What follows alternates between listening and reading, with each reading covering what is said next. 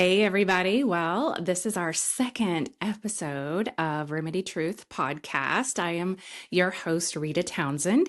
And if you're still following me after listening to our first episode, which we aired yesterday on Spotify, I'm excited to just come back with some more stories and some more hope, some more laughter, some more comedy, a little bit more crying, and all the things in between. So I like to kind of pray over whatever I share and then just kind of let the Lord work through whatever we start to talk about. So today, I felt like a great topic that we could discuss was transformational moments. So some of you may be like, well, what exactly is a transformational moment? I heard this term many, many years ago. And it really resonated with me because I like to have pictures and visual. I'm analytical. I like to understand how things work, maps, all of the things. And so to you, transformational moment could be a shift. It could be an occurrence. It could be a day when something happened, a big change. It could be getting married. It could be having a child. It could be losing a parent or a loved one. Moving is also dramatic sometimes. But transformational moments aren't necessarily all of these things. These are life changes, but they're not the same for everybody. A life moment or a transformational moment or a shift is something that happens inside of you, and it's individual, it's personal. It's where your senses are shaken up and things don't look the way they used to look. They don't feel the way they used to feel. Some things may not sound the same. Textures may even be different. Desires may be different. You just suddenly decide that after a certain thing happens or a certain moment or whatever it is that's transformationally different for you, it shifts you to where I'll never do that again, or something that you start that is a new path or a new journey in your story. So if you're sitting here and you have time, maybe you're listening to this in traffic or while you're riding on your bike and your New Year's resolution or whatever you're doing, if you have time, take a piece of blank paper and you can draw that line from the time that you're born all the way till the end of the line, which is right now. A transformational moment usually consists of the little tick marks where you mentioned something is different, something has changed. I remember this day, this date, this time where I was standing. 9/11 transformational moment for a lot of people, losing a loved one, losing a job, surviving the trauma of that. For some people, that has been a very real thing. First responders that were there during 9/11, I know one of them. I know Gus Kabarkis. I'm sure if he listens to this, he was a first responder at 9/11 and he will never be the same. That was a transformational day. It was a transformational moment, which occurred for many people. But a lot of those tick marks on your line are not going to be events where everybody else was a part of it and it impacted them. There's days in our history that have a timeline and a tick next to it that affected a majority of people. But for you personally, especially from a coaching standpoint or a mentoring standpoint or an encouragement standpoint, if you looked from the day you were born all the way up to today, and you took a little bit of time and you drew out those little lines and, started to pinpoint when you had shift days, days where something hit differently, something looked differently. For those of you that are very visual or like metaphors, it'd be the equivalent of putting on rose-colored glasses, or, if you're used to seeing bright and then all of a sudden you put a pair of really dark shades on, everything would just look different. The hues, the sounds, the feels, your senses would be off because now your vision is different. And so transformational moments can really they can ricochet you into good habits, or they can send you on a path of post-traumatic stress. They can put you into a place where you start to really process and think, do I really want my life to go in this direction? Do I really want to be with this person? Do I really um, want to put myself in this job, or do I want to show up for this situation every day anymore? And you can pretty much, the certain things in your personal life where it hit you personally, you could look at that line and tell me when something hit differently for you. Good example, if you are a parent, a mom, a dad, the day that your first child was born, and suddenly it wasn't all about you. Even if you're married, it wasn't like you and your job and your games and your habits and hobbies and what food you like to eat, the sleep schedule you like to be on. Going to be different, right? Because now you're gonna have this baby, you're gonna have a newborn, um, and they're gonna tell you, hey, this is your new situation. You have shifted to being a parent. You have shifted to having a newborn. Or if you've been single and suddenly you meet the one, and then you've seen that where, bachelor guy has this, job, his gym routine, he's going, and then all of a sudden something hits and he meets the one, and suddenly he is willing to rearrange his schedule to make sure he gets his dates, he gets to see her, he gets to talk with her on her lunch break or whatever it is. We will make shifts for a shift. And so I want you to start thinking about that, because not all shifts are good, not all shifts are bad, but sometimes when something hits differently, it can really impact a lot of your choices. Maybe for a long time, you had selfish choices from a place of trying to be safe. I know for me personally, many, many years of having challenges and hurt and pain inside, because, we're talking about pain a lot on this podcast, but how we can transform it, right? We can transform it. So we can have a transformational moment. Maybe you've had a time on your timeline, right? Your lifeline, where something happened and it shifted you from being a confident person to being a hurt person, a not so confident person, a doubting yourself person, a looking at other people for approval person, or trying to find evidence of value in things and people and your job and recognition, and maybe that was going to be the evidence, right? Like that's the evidence that helps me to be okay today, because after this situation happened, now suddenly I'm a nobody. Some of you may be listening and think that's absurd. Others of you may be nodding your head, and you have multiple things that have hit or happened in your lifeline that have kind of catapulted you into different behavior, different thought process, different patterns. Instead of being confident and choosing yourself and saying, no, I'm going to, go do my nails, and I'm going to get my hair cut, and I'm going to do some things to honor myself because I deserve those things. Something hard may have happened that made you question the truth in those things. And so you no longer get your nails done. You no longer get your hair cut. Guys, you may decide, well, never, I'm not going to the gym anymore. Forget that. I'm just going to, get into, mud bogging or riding your ATV, or maybe you're going to play video games or whatever it is to just kind of avoid what's changed. And you no longer give to yourself in the same way. You may become more selfish because the hurt took something from you. So now you're going to, like we talked about yesterday in my episode, like you're going to make that little moat around yourself, build a wall, and then it's you and your stuff inside that wall. And that's safety. But that comes from a place of fear. And so when you have those transformational, those shifting moments that can shift you from faith, from belief, from confidence into fear and doubt and shame. Maybe you have guilt and it's not even your fault. What happens? We don't forgive ourselves. We put unnecessary blame on ourselves because you know what? Sometimes it's easier to blame ourselves than that stinking person that we know is never going to apologize. And that gets our goat a little bit. You ever had that happen where someone did something and you're just like, oh my gosh, if they would just apologize, I could be okay.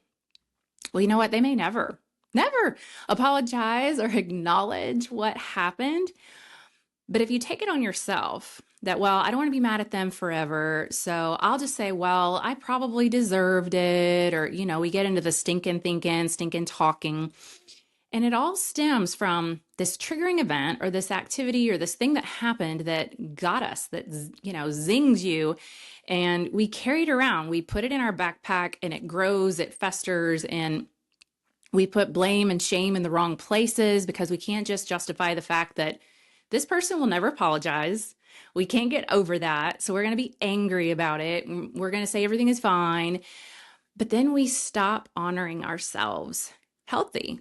We start to let that event, that activity jade the way we look at things and ourselves, our relationships. We pull back. We stop trusting. We stop enjoying ourselves. We feel guilty for having fun. Anybody relate with that? There's been some situations that I have carried with me for a long time where it wasn't my fault, but I wanted to put that blame on myself as some martyr, like, oh, it's all my fault, and shame and blame and, unforgiveness. That's a whole other episode that I will walk you through in some spiritual journaling that I did a couple of years ago. That was transformational for me, and I want to teach on that. So I'm going to talk about that in the next couple of episodes. And I am going to be doing some workshops here locally, if you are local and would love to attend, to have some in-person interaction with me and learn about these things. And these are tools. These are just tools that you can apply. But I want you to really think about, are there some things that maybe pivoted you into the wrong thinking or the wrong actions and things that have then sent you down a bad path? My friend Elizabeth Mahusai, best-selling author, she has a book, Pick Your Path, that is an excellent book to really think about like your choices and how to move forward when you get in those places where you're like, okay, well, I somehow got off on a tangent and I have to kind of dissect, where did it come from? Where's the root of it? How can I fix it? But transformational moments are key in our life to change it. And, after 20 years of being a part of organizations where I got to hear speakers, hear trainings, hear lots of stories, very rarely, those of you that are like, oh, it's January the 7th and I don't have a single New Year's resolution and are already shaming yourself. Okay, well, I'm going to go ahead and tell you, most of the impactful stories that I have ever heard from people that have changed their life, transformed their life, and had those pivotal moments where they changed it for the better didn't say it all happened on January 1st. So if you're sitting here thinking, well, I've had a lot of life happen and it's piled up, it's stacked up, unpacking that is impossible. No, it's not. Mary Kay Ash even said you can eat an elephant one bite at a time. But I think it's important to just draw out that line and start to think like, where did things shift? Where did things shift for you? Maybe you're an empty nester. Maybe your children have moved out and now suddenly everything hits different. You don't have anybody to cook for. You don't have anybody to look after, and, grandkids maybe aren't in the picture yet or at all or whatever. And you're just kind of like, well, what do I do now? So it's finding those times to get still and figure out how to shift and where to shift. And if you don't know, look for resources. That's something that I'm excited to be able to offer with my coaching. You can do that one-on-one. And there's a lot of tools out there as well. So transformational moment. My daughter, and she's going to start listening to this and go, oh my gosh, Mom, all your stories are about me. And it's not true. But she has been a major part of my life for 20 years. And so a lot of my transformational moments and shifts came through being her mother and during the time when she was young. So many of these stories may end up being about her and others. But when she was little, she was 8, she had a unexplained seizure. She was unconscious, went to the ambulance, going through that process of her just being limp in my arms, her lips turning blue, no oxygen to her brain. The first responder emergency civilian team was right down the road, and they came with like an oxygen tank and tried to get her breathing again. And of course, she got into the ambulance. And upon getting to the emergency room, they intubated her. She's unconscious. She's basically in a coma. Would not wake up, couldn't get her to come to, and had no explanation, like zero explanation. And at that point at the hospital, they said, "I'm so sorry, ma'am. We're going to have to put her in the helicopter and there's no room for you." I was like, "Oh, I will ride on the top. That's no problem." You ever been in that place where something is happening and you just have to like grab even the tiniest of paint off the helicopter or whatever you can that controls, like to just hold on to this. Okay, like this can't just spiral. I have to have some way to manage this. And so I remember her being unconscious. And did I mention I had a 4-month old? Elena was 4 months old. I had a brand new baby girl at the same time. So my friend Lauren was at the house at the time when Emma had her seizure. And so Lauren is like standing there and she's like, "I will take Elena. I'll take the baby. Like, just go." And I mean, I just jumped in that ambulance, and you kind of go into this trance when you're in a transformational moment. You're like, is this really happening? I don't even have time to process. I'm just like, just next thing, next thing, next thing, right? And you're going, and you're like, how is this even happening? You start looking around and you're like looking like, how is this even happening? And your head's looking in all directions, waiting for some kind of evidence that you're not crazy. And I watched that helicopter float up into the clouds and fly off, wondering if I was going to see her again, if I was going to be able to talk to her, if she was going to wake up. And in that moment, this pit in my stomach, I had a newborn and I had an 8-year-old. And I was just like, that fear starts to, instead of the, faith of like, God's got her and all, it like that hadn't hit me yet. It was just kind of like, okay, I have to prepare myself. You get militant, like I have to prepare myself and I've got to do all these things in case the worst thing happens ever. And that's when we go into fear and panic instead of faith and promises. So of course we get down to Choa. It's an hour away, Atlanta, Children's Hospital of Atlanta. We had to drive an hour, so we had to go home. I was like throwing on clothes and like all the things that I knew because I was going to be at that hospital however long it took. And so, get down there and they're just like, okay, well, we're doing all these things and we're doing EKG, and they had all this stuff attached to her and all these different directions, did every test you could think of. 36 hours, I'm sitting there holding her hand, praying over her, just like, Lord, just I know you're with her. And they're like, "Ma'am, she didn't get oxygen to her brain for a really long time. We don't really know exactly how long, so be prepared." Anybody feel like that just would be like a bullet to your heart? I said, okay, well, I've already kind of like tried to work through that. You're like, yeah, tell me the next. I just need to, I was like so in go mode because that's just who I am. Like in a crisis, what can I handle? What can I do? And then the other things, the chips are going to fall where they may, and I'll probably process this and break down later. And that's kind of what happened. So sitting by her bedside, I don't think I blinked. I don't think I had water or ate or anything for 36 hours. People were coming, dropping off food, trying to do all the things. I just believed. I was like, she's going to wake up and she's going to be okay. Like, Lord, I just know that you are in charge. And if this is her time, I will accept it. I was like, I couldn't even believe I was praying these prayers. Like, just, it was insane what was coming out of me because I knew I had that faith. I knew I had that belief inside of me. And you start to get so delirious in these moments that you start to really see what you believe. The belief starts to come out because the pressure is kicking in. And I was declaring it. I just was believing it. And I remember it was in the middle of the next day and she started to kind of move her body a little bit. And I was like, oh my gosh, she's starting to wake up. It was just, she's opening her eyes. And of course she was intubated. They had to like tie down her arms, which watching someone, a stranger, tie down your 8-year-old's arms, that was not easy. That was not easy to watch, but they were worried she was going to yank that tube out because she kept pulling at it. And when she finally woke up, she was kind of like lazily looking around and she just immediately realized the tube was in her throat and she was trying to like She's like, why am I tied down? She's kind of, her eyes, and your child is just looking at you like, do something, and you cannot.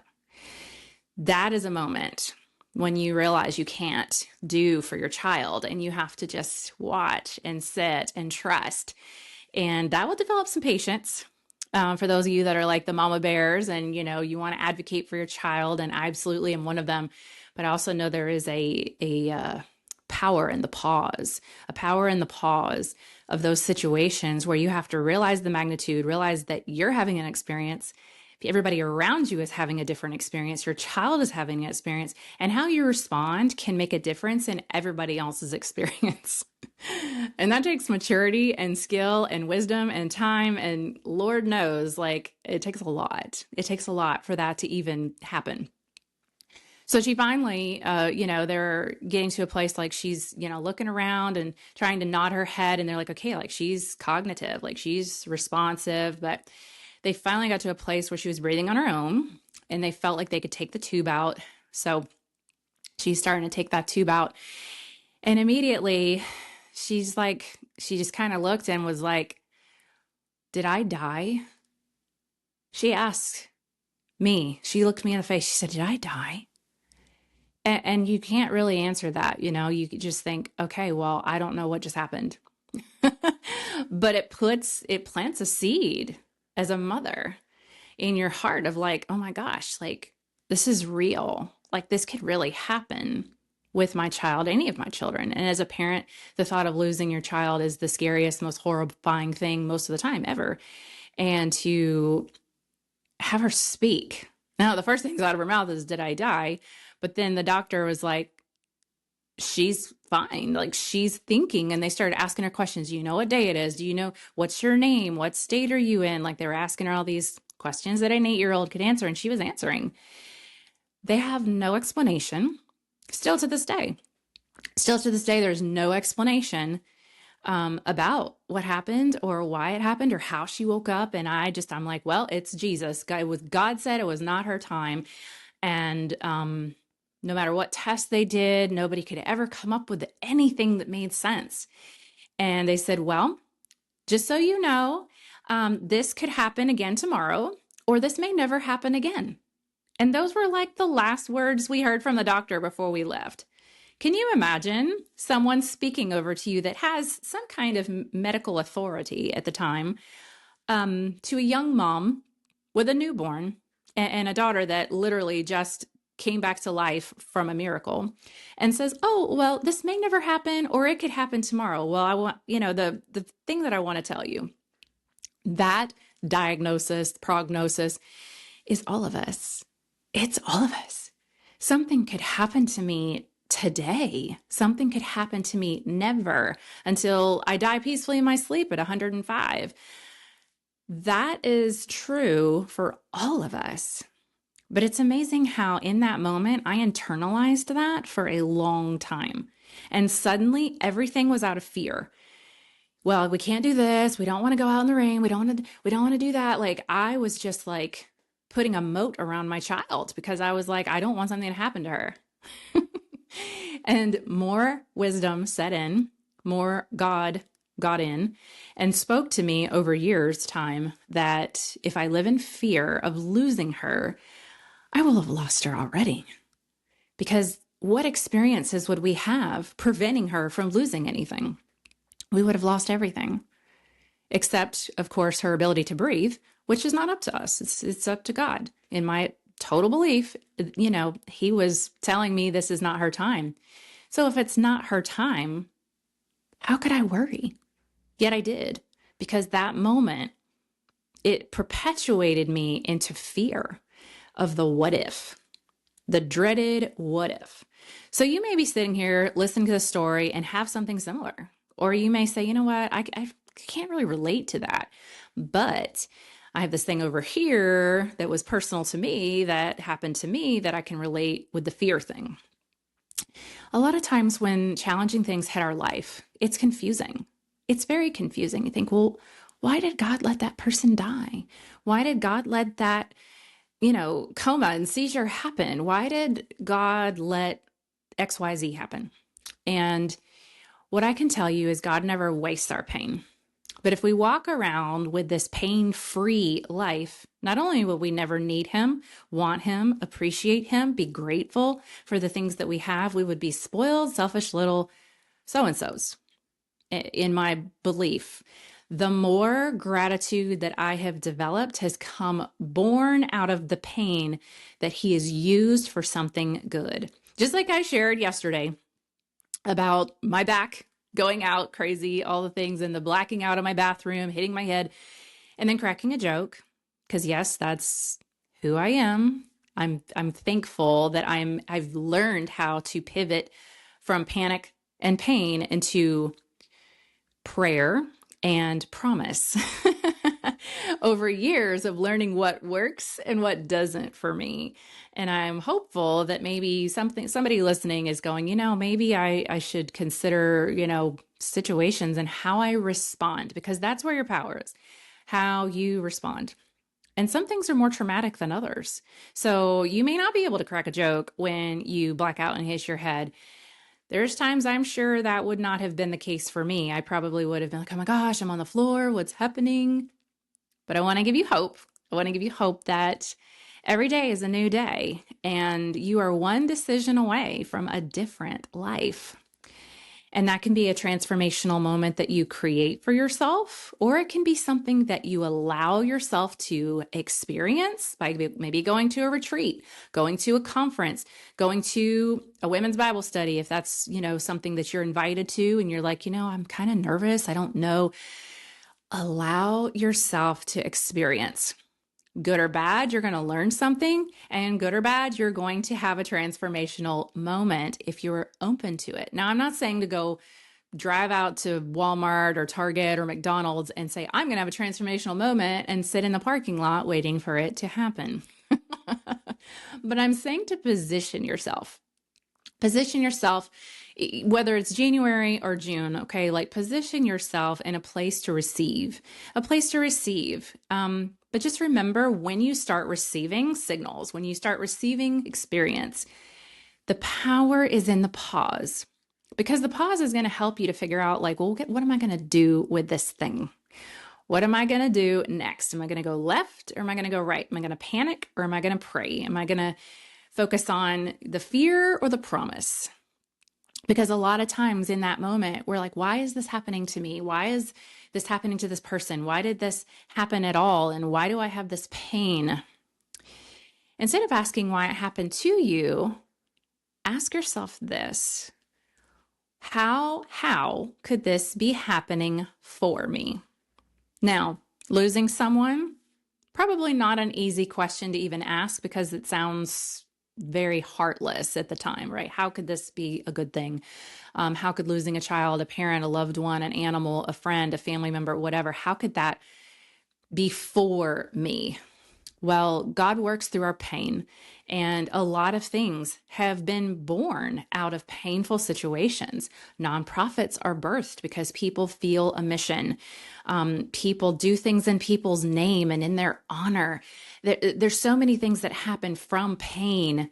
If you really sit down and look around, our beautiful world, our beautiful cities and communities are carved out, they're painted in painful moments that have turned into something powerful or something beautiful. So what I want to share with you is that in those moments where fear starts to creep in, you have to go to the truth. And that's what I started doing with this book, God's Promises for Your Everyday Need. And just saying, okay, well, what does God say about that? What does he say about fear and sadness and grief? And he has so many scriptures for all of those things. One thing I really love that's in here, it says, it's 1 Peter 4, 12 and 13. If you have a Bible or you want to look this up, it's 1 Peter 4, 12 and 13. Beloved, think it not strange concerning the fiery trial which is to try you, as though some strange thing happened to you, right? But rejoice inasmuch as you are partakers of Christ's suffering, that when his glory shall be revealed, you may be glad also with exceeding joy. Now, If you're not someone that normally reads the Bible or understands verses, you're like, okay, I don't even understand that. Tell me what that means. So he's basically saying, don't think it strange. Don't be confused. Don't resent or retract these things that are happening, rejecting these things that are happening because you have no idea. They may seem strange to you. God tells us not to lean on our own understanding. The more you get to know who he is, his purpose, his ways, why he does what he does, how he does things, you'll start to understand the words that he says. But he says, rejoice, because we are suffering as Christ suffered, and that is how we're justified. To in the time that he has prepared, we will have joy. He's basically promising. He's promising that he will take your pain and turn it into a promise. He will turn it into joy. In the moment, it doesn't sound very comforting. But the more pain you go through and the more promises you receive, you start to develop the trust that it's true. We develop trust when we are told something and then we receive it, and we're told something and it happens over and over and over. So let me encourage you that if you're in the middle of pain or in the moment of transformational shifting of your faith, your feelings, your belief, your thoughts, your understanding, it's okay to hurt and grieve and feel that, but trust in the promise that good things will come in time. It will make sense in time. Doesn't have to right now. It may not for a long time. But I can tell you that God never wastes our pain, and he will use it for good. But we have to trust. When we trust and we wait and we pause, it helps us to renew our faith. It helps us to renew our strength in what we're going through, that something good is going to happen on the other side. Just like I shared about giving birth to my daughter and not having drugs, right? Or, trying to give birth and knowing that, okay, I'm pushing this baby out. It's hurting like you know what. I'm screaming, but I'm going to have this beautiful life that God trusted me to raise in my arms. And so I can go through that pain knowing that there's a promise on the other side if it's in his will. And there's times when it's not in his will. But guess what? That doesn't mean there's no promises. It means that promise is going to be transformed into a different promise. So look over the journey of your life so far. And if there's some areas, some ticks, some years, some dates that maybe shifted you a little, and you're considering, how do I reshape this? How do I change my thinking? Reach out to me. Reach out to me, message me, connect with me if you love to have a phone call or you want to get together, or you just need prayer. Reach out to me, send me a message on one of these platforms, or if there's something that I can do to maybe share in another episode that would be helpful for you, I will specifically pray for you. So I hope this is helpful. And just remember, God is not the author of confusion. We may think so, but it's because we have to draw closer to get to know him better. And sometimes it's through that pain that we can draw closer. And that's why he allows it, because he wants our best for us. Remember, he's for us and he's at the end. So if he's for me and he wants good things for me and he's at the end, then I have to trust these little tick marks that don't feel so good. And the more you apply this theory, the more trust you build that it's true. And it gives you peace, even in the chaos, even in the pain, even in those storms. So hopefully this is something that you needed to hear, or maybe you know somebody that this message could be a blessing. So please feel free to share and pass it on. I hope you guys have a wonderful day, and I will look forward to seeing you on our next episode. Thanks you guys so much.